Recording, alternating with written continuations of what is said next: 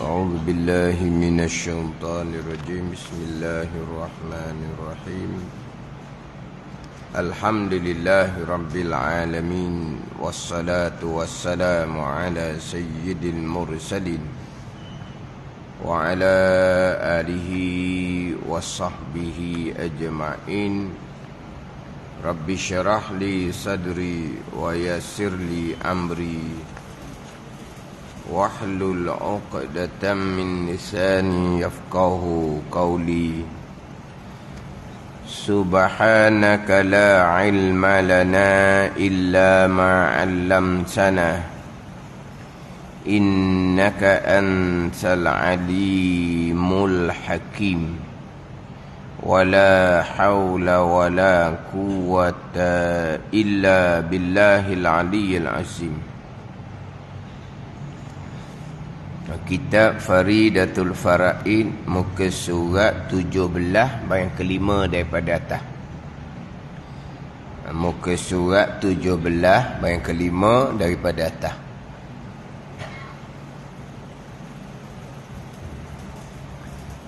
Tak berasa macam gelap ke? Okey dah. Okey dah.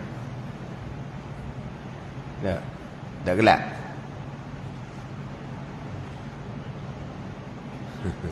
Rasa macam gelap je. Kalau aku mana tak buka esok. Buka belakang depan ni tau.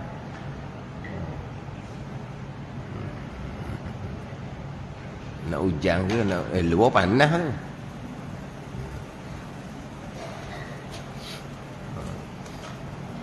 Qala al-muallifu rahimahullahu ta'ala wa nafa'ana bi'ulumihi amin.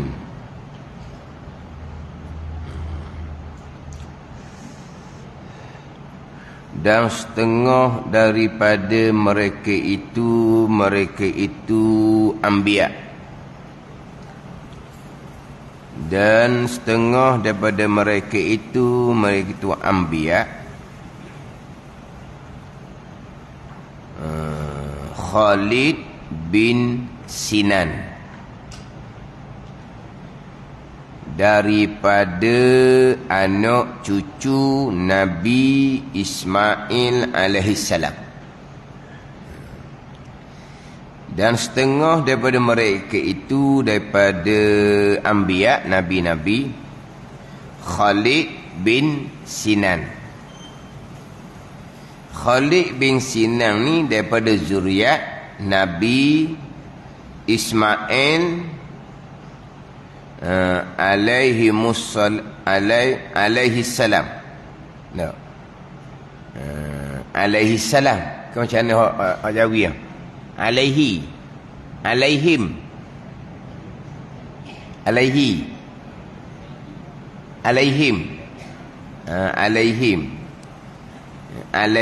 Alaihimussalam. Daripada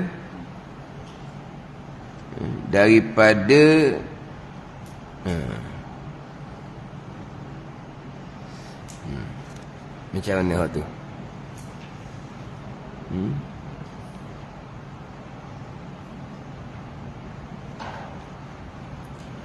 Khalid bin Sinan daripada zuriat Nabi Ismail alaihimussalam,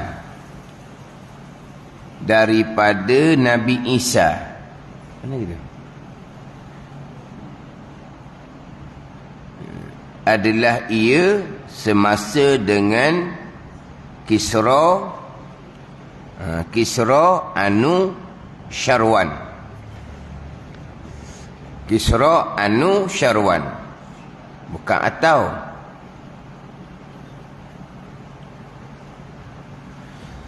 Dan setengah daripada mereka itu daripada anbiya. Khalid bin Sinan.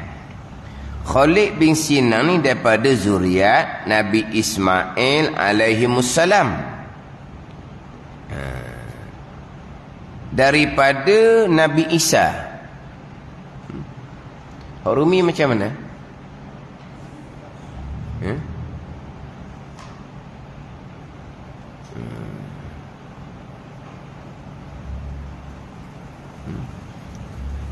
Daripada Nabi Isa.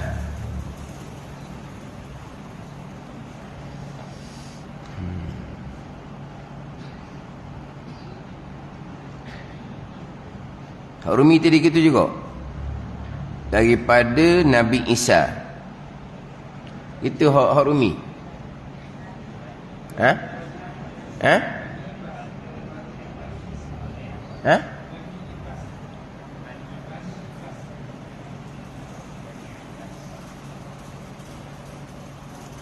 Ini daripada Nabi Isa ni.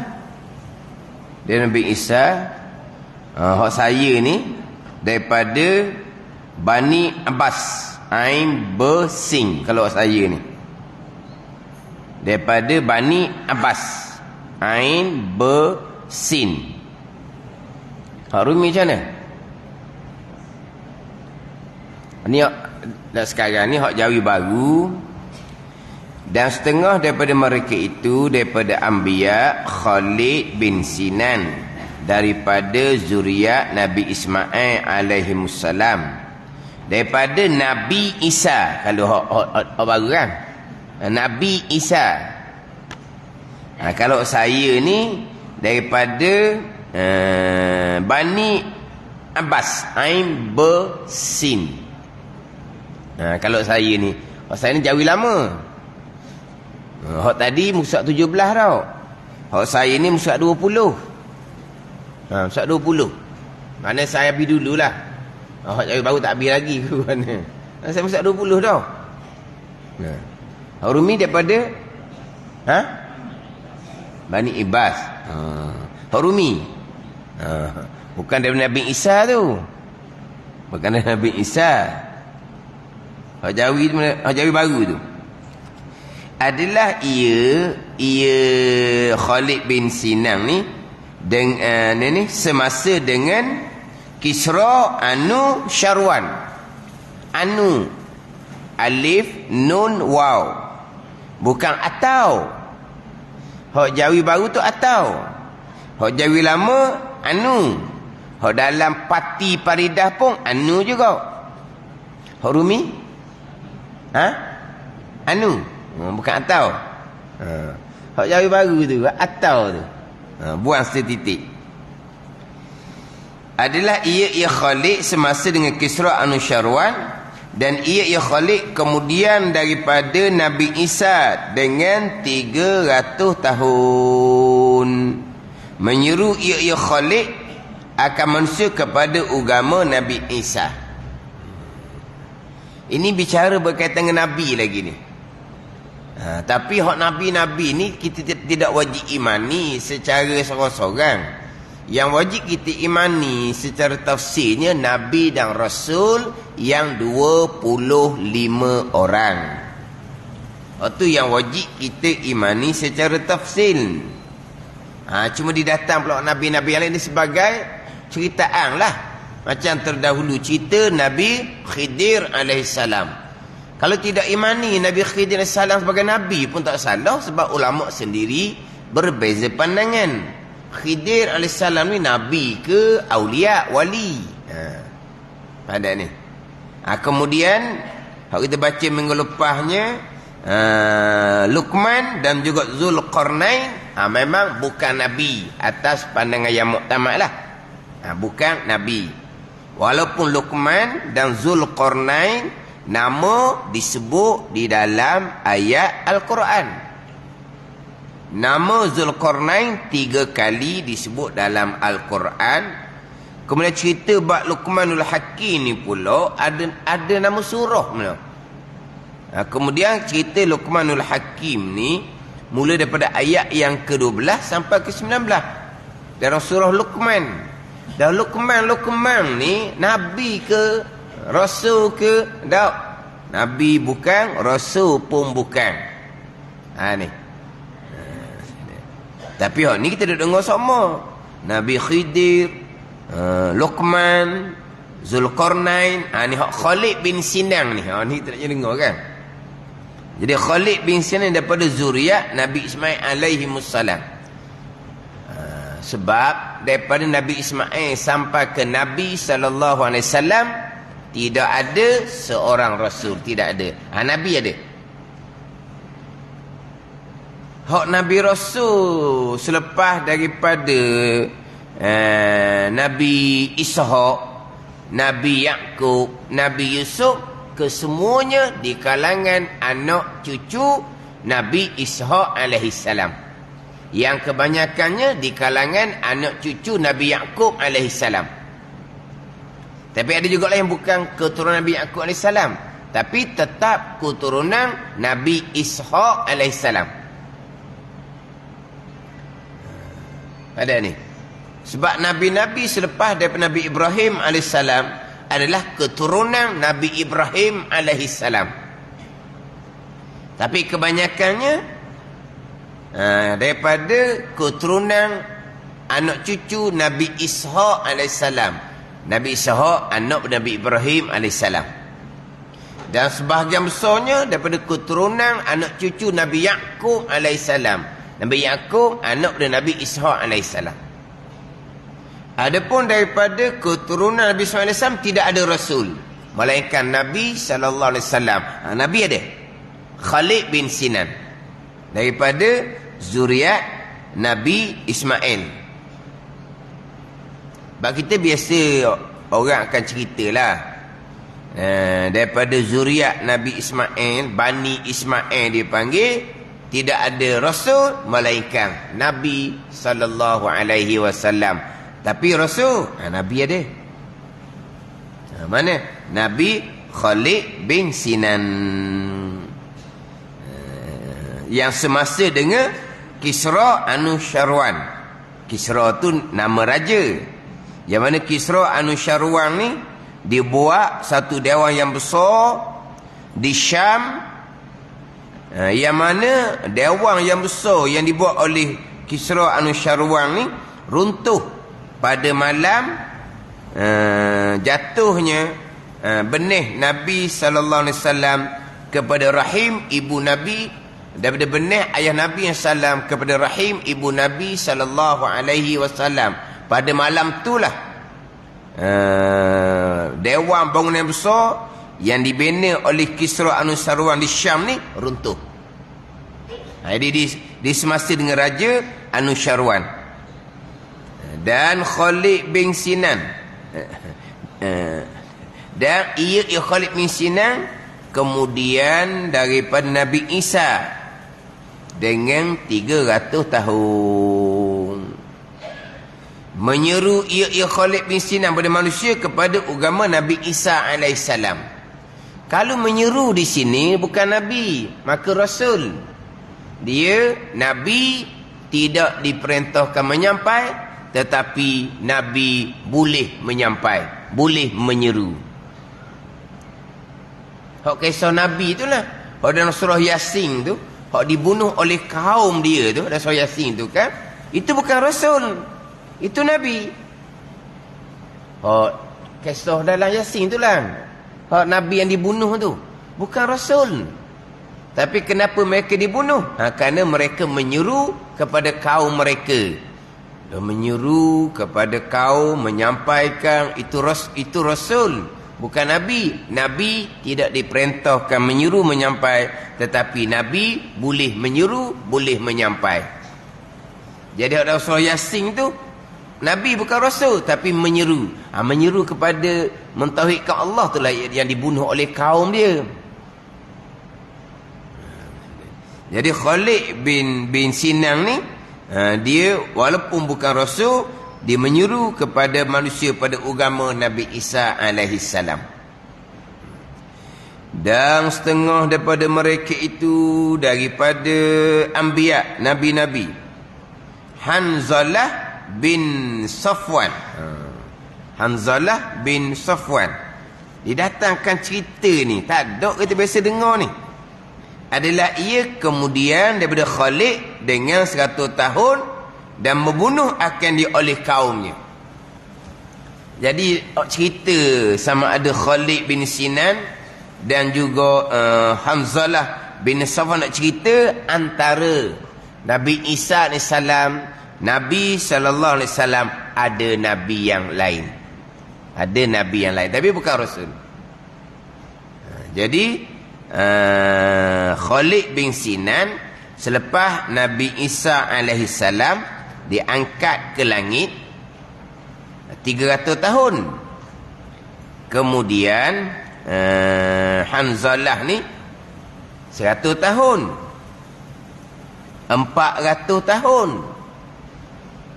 Kemudian antara, tapi Nabi-Nabi ni bukan di sebelah Mekah Madinah, ni sebelah Palestin tu. Nabi Rasul tak ada di sebelah jahiliyah ni. Pok kafir jahili tidak ada. Sebab sebelah Mekah ni pok jahiliyah. Yang terputus Nabi, yang terakhir Nabi Ismail alaihissalam. Hak Nabi-Nabi yang diutuskan, Rasul yang diutuskan tu di sebelah Palestin. Di sebelah Syam tu. Mana di sebelah Palestin pada masa tu bertamadun dia panggil. Di sebelah Mekah ni puak ni. Puak jahiliyah lah. Puak jahiliyah. Apa kan puak apa ni tak ada tamadun tu ke? Puak apa be? Puak nomad tu puak berpindah randah tu. Puak tak ada tamadun, panggil puak apa? Jadi hak bertamadun di sebelah Palestin. Sebab Nabi Rasul dah putus sebelah sana. Jadi sama ada Khalid bin Sinan, Hanzalah bin Safwan, itu semua di sebelah Palestin, bukan di sebelah Mekah, tidak ada. Tapi antara masa tu, jadi Khalid bin Sinan 300 tahun selepas Nabi Isa AS diangkat ke langit. Kemudian Hanzalah 100 tahun selepas Khalid. Yang mana antara Nabi Isa AS kepada Nabi SAW 600 tahun. Mana ni? Jarak. Jarak antara Nabi Isa AS dengan dibangkitkan Nabi SAW 600 tahun. Jadi kalau begitu kok, Hanzalah bin Safwan ni 200 tahun lah sebelum dilantik Nabi SAW. Tapi nak ceritanya hak ni antara Nabi Isa AS dengan Nabi SAW. Dan nak cerita juga keturunan Nabi Ismail ada Nabi. Bukan hanya Nabi SAW, tapi tidak ada Rasul. Kemudian Hanzalah bin Safwan ni pun dan membunuh akan dia oleh kaumnya. Ni sama juga. Walaupun Nabi tidak diperintahkan menyampai, tapi kalau Nabi menyampai, kaum akan bunuh. Macam dalam surah Yasin. Ialah kalau tidak menyampai, orang takkan marah. Sama juga kita ni. Kita duduk kapung, taat je. Tapi tak kosek orang, disenyak je. Oh tu baru bagus. Ni dok mentang-mentang lah dia tu belajar, dia tu semayang bang dok tinggal. Duduk kosek hak kita. Kita tak belajar ke tu kita dengan Tuhan. Kita dok semayang pun kita dengan Tuhan. Tu kawan tu bagus dia, senyak dia, tak nak kosek orang. Gitu lah tau. Kalau orang hak nak nasihat ni, ni dibunuh apa semua ni. Tapi kalau hanya beribadah sahaja, maka tak ada orang nak marah. Bukan orang puji macam tadilah. Bukan orang kalau nak buat apa-apalah, nak tahlil ke, tu cara orang baik tu lah. Ada guna juga. Tapi dia bagus, dia tak kosek orang. Ada ni. Lepas tu syariat yang diwajibkan kita suruh makruf cegah mungkar macam mana? Tapi dalam bab ni, kewajipan suruh makruf cegah mungkar ni dia banyak syarat lah. Dia banyak syarat. Yang pertamanya kita benar-benar berilmu. Nak suruh satu-satu kebaikan yang sebenar. Nak cegah satu-satu kemungkaran, ilmu kita jelas itu kemungkaran. Itu syarat paling utama. Wajipan suruh makruf cegah mungkar, ilmu. Kita memanglah nak tarik kepada kebaikan. Nak tarik kepada belajar. Kita ajak orang, kempen orang. Akhirnya oleh kerana kita jahil, kita belajar dengan guru yang salah, kita pun tarik orang, dakwah orang, kempen orang, mari belajar, kena-kena tempat tu salah. Hak tukang seru, hak tukang ajak ni gok, bahagian dia berat dah. Bahagian salah orang dibawa pun kena ke dia juga, sebab dia tukang hak bawa. Dah kita nak seru pada kebaikan, ilmu kena jelas. Ni hak banyak berlaku ni. Dia yelah, dia belajar satu guru, dia pun ajaklah kawan-kawan, ajaklah anak beranak. Turutlah. Nyata salah kemudian pula dah. Dia beritahu semulalah kepada keluarga dia, kepada kawan-kawan dia salah. Keluarga dia akal dah lah sebab tak asuk dah. Kawan dia dah akal dah lah sebab dia tak asuk dah. Mong dulu ajak aku, kata salah pula dah. Pada ni. Dia nak seru pada kebaikan, nak ajak belajar, tapi dia jahil, tak kenal hak mana ilmu sebenar. Lepas tu kata nak seru nak apa? Syarat yang pertama, ilmu. Itu syarat yang pertama. Kita seru kepada kebaikan. Orang yang melakukan kebaikan yang disuruh oleh kita, kita akan dapat pahala. Kita yang menyuruh, yang menunjuk ni, ad-dalu ala khairi kafaili. Orang yang menunjuk atas kebaikan seperti dia melakukan kebaikan, dia boleh pahala yang sama. Kalau yang disuruh tu kebaikan yang sebenar. Kalau dia jahil, dia ingat itu kebaikan, dia pun seru, dia pun ajak, tiba-tiba salah, dia akan dapat dosa yang sama. Saya ikhlas sebenarnya. Ikhlas tak ikhlas? Buat betul ke tak betul? Ada salah ikhlas? Ada? Saya ajak awak belajar, kena tempat salah, tapi walaupun gitu saya ikhlas. Hebat ikhlas. Salah pun ikhlas juga. Dah kita tak tahu. Sebab itulah kata nak seru kepada satu-satu perkara makruf, perkara kebaikan. Syarat yang pertama, ilmu. Takut kita seru kepada kebaikan pada anggapan kita, tapi itu seru kepada kemungkaran, kesesatan. Maka orang yang menyuruh pada kemungkaran, kesesatan ni, dia akan berdosa sama. Kemungkaran ni bukan hanya orang ajak kita tempat joget. Memang tu kemungkaran. Seru kepada tempat joget memanglah seru pada kemungkaran. Seru kepada belajar ilmu akidah yang salah, itu kemungkaran yang paling besar. Seru kepada belajar, tapi yang diajar tu akidah yang salah. Akidah yang salah ni yang paling besar kemungkaran. Seru tempat joget betul kemungkaran, tapi atas rupa kemungkaran. Seru kepada belajar atas rupa kebaikan, tapi yang diajar tu akidah yang salah. Itulah kemungkaran yang paling besar. Lagi sukar sebab atas rupa kebaikan, atas rupa belajar.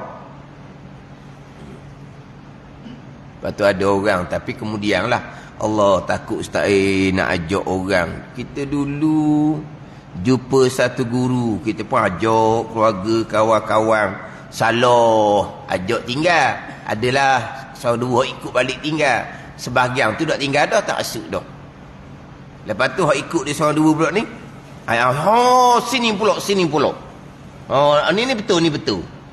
Hak anak beranak dia ikut dia lagi tu lah. Kawan kata betul ke tak ni, hari tu dah kata betul, lepas tu salah. Ni betul ke tak? Ada. Ni memang betul, ni memang betul. Tak macam hari tu, ni memang betul. Sedap dia cakap. Ni memang betul ni. Hak dulu tu memanglah salah lah. Minta maaf banyaklah masalah. Tapi hak ni memang betul, ni memang betul. Ikutlah. Salah pula kemudian. Ada kadang-kadang dinasihati oleh kawan yang lain yang tak turut dia. Dia ajak ikut ni, kawan baik dia tak turut. Lepas tu ikut ni pula ayah ajak, kawan baik tak turut. Dia kata, kamu dulu kamu ajak dah saya pergi ikut ni salah. Kamu kata salah sekarang. Nak ajak baru pula ni. Oh ni dak ni. Kamu ni apa? Tak ambil pengajaran kamu ni. Cepat nak tak masuk kata. Hok kawan dia, hok tak ikut dia. Dah orang kawan ramai kan. Orang kawan-kawan ni kawan-kawan masjid belakang ni. Orang bagus-bagus ni. Jadi kawan ni dia tak ikut, hok dia ajak mula-mula. Lepas tu ikut dah lah. Lepas tu yang kedua pula, ajak pula kawan dia hok baik ni tak. Ajak pula. Hari tu kamu yang ajak kawan-kawan kita berapa orang tu ikut kamu tu, kamu kata salah. Memang aku kata dulu dah salah dia, bukan betul. Ni kamu ajak pula yang kedua ni. Dak ni memang betul, ni memang betul. Kamu dia kata tak ambil pengajaran, cepat tak masuk. Tapi kamu tak ikut. Yang kedua pun tak ikut. Akhirnya kalau kita kata ketua keluarga seumpama tu, bini pun pening. Dan sekali waktu tu bini turut je lah. Bini tak boleh lah. Bini turut je. Patok ni pula. Patok tu pula. Patok ni pula. Anak-anak bagus. Atau belajar agama belaka. Dah dia atau belajar agama, dia tak erti agama. Nak atau belajar agama di mana? Akhirnya cuka makin. Tak tahu paleko. Faham tak Sekolah kerajaan tak dah. Sebab nak ilmu agama. Ilmu agama tak boleh pun. Abang apa ni? Tak tahu kepala ekor. Sebab apa? Sebab apa? Dah, ini cerita orang yang cerdik. Mana kalau anak-anak pun anak-anak yang cerdik. Anak yang cerdik. Tapi oleh kerana ayah ni nak agama, tak payah sekolah. Belajar agama, masuk madrasah. Tapi ayah ni jahil. Dia tak boleh nak nilai madrasah mana. Yang ajar ilmu fardhu ain madrasah mana. Dia tak boleh nak nilai. Tak boleh nak nilai. Dia atur kadang-kadang tempat hafal Quran. Dia atur madrasah yang ajar kita apa pun tak tahu. Dan sebab pok ni tadi kan, pok ni betul, salah. Pok ni pula betul, lepas tu salah. Pok ni pula betul, lepas tu salah.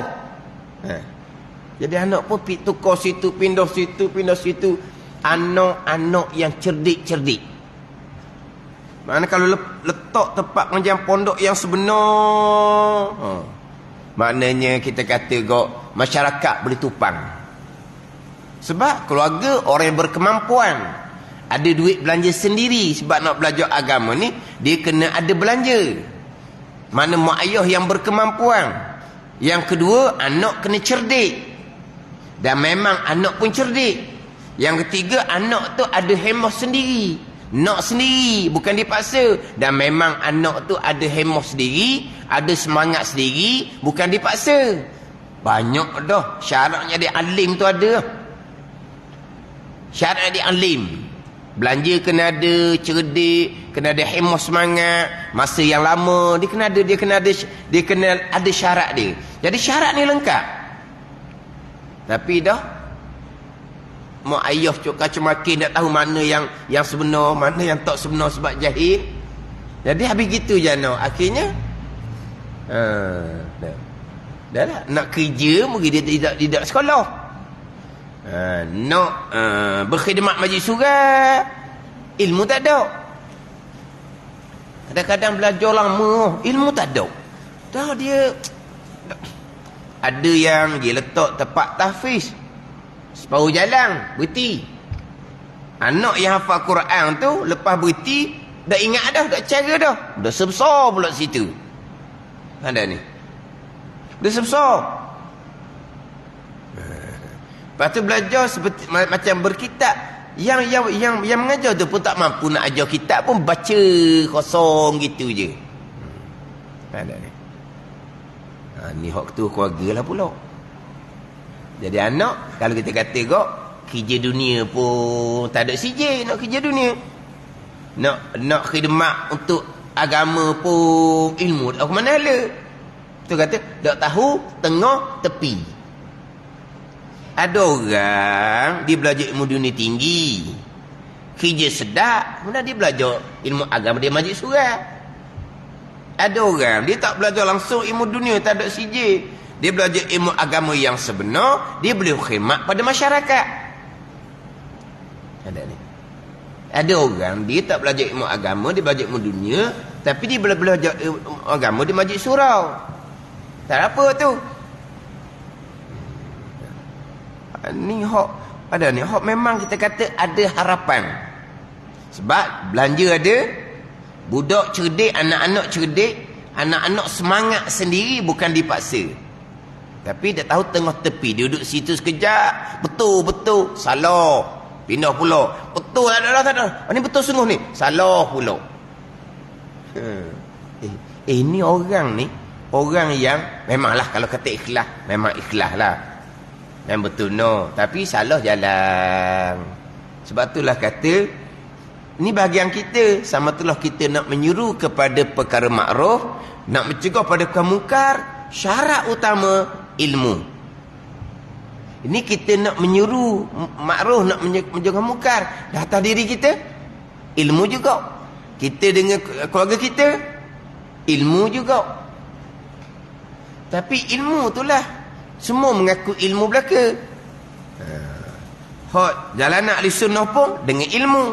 Jalanan hak terpesong pegangan pun dia ada ilmu juga. Tapi ilmu dia hak salah tu lah. Oh macam mana pula nak susun bab ilmu. Ini ujian akhir zaman.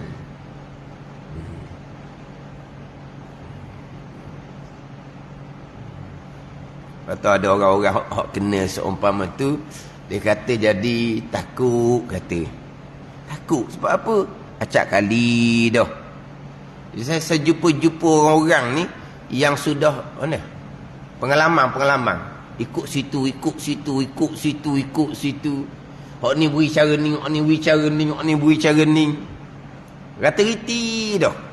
Nampak pening dah nampaknya. Oh nak agama payah kena baik kita kerja dunia. Gitu dah. Kerja dunia. Dah. Belajar agama dah kita betul masalah kita kosong ilmu. Ilmu tak ada. Lepas tu kata mak ayah ni besar, tapi gitulah mak ayah tak ada ilmu juga. Mak ayah boleh besar, mana ilmu lengkap sebelum balik. Lepas tu dah sudah pusing kan. Anak tak akan terpengaruh dah dengar hak salah sebab ilmu lengkap. Ilmu fardhain tauhid, fiqh, tasawuf lengkap.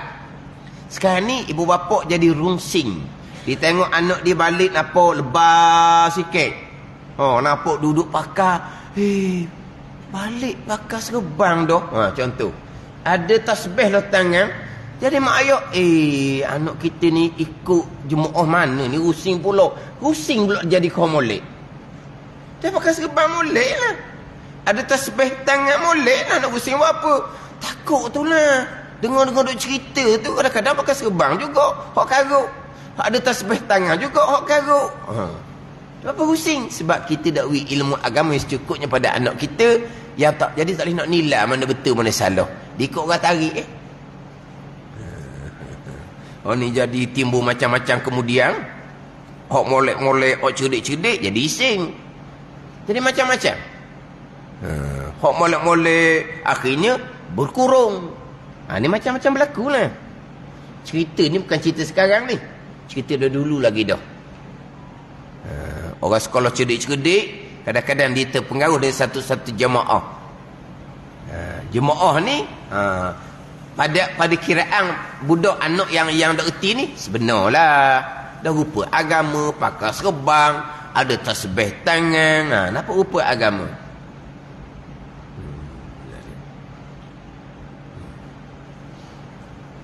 Itu ilmu penting tu. Tapi nak ceritanya menyeru kepada perkara kebaikan, mencegah kepada muka, syaratnya adalah ilmu. Kalau ada ilmu sungguh, memang itu menjadi kewajipan.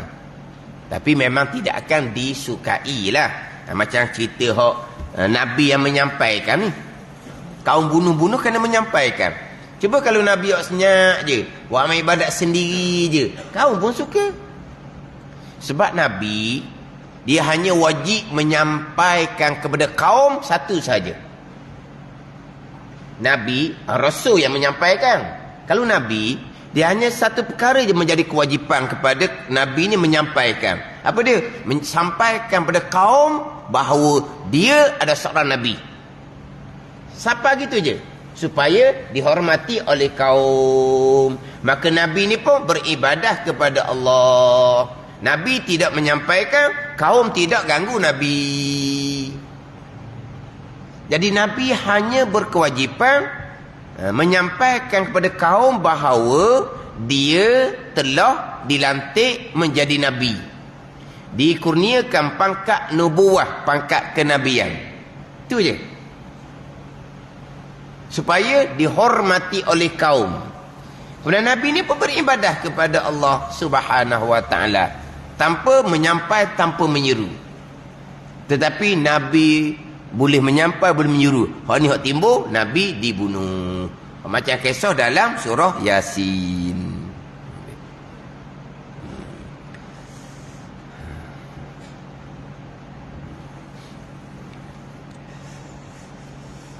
Dan wajib i'tiqad bahawa senubuwah, artinya jadi Nabi itu tiada dapat bagi seseorang dengan usaha dan jika dengan melampau membanyakkan kebajikan dan ibadah sekalipun, bahkan ia nubuwah ni semata-mata kurnia Allah Ta'ala bagi mereka yang dikehendakinya, yang dikehendaki oleh Allah Subhanahu Wa Ta'ala. Wallahu a'lam.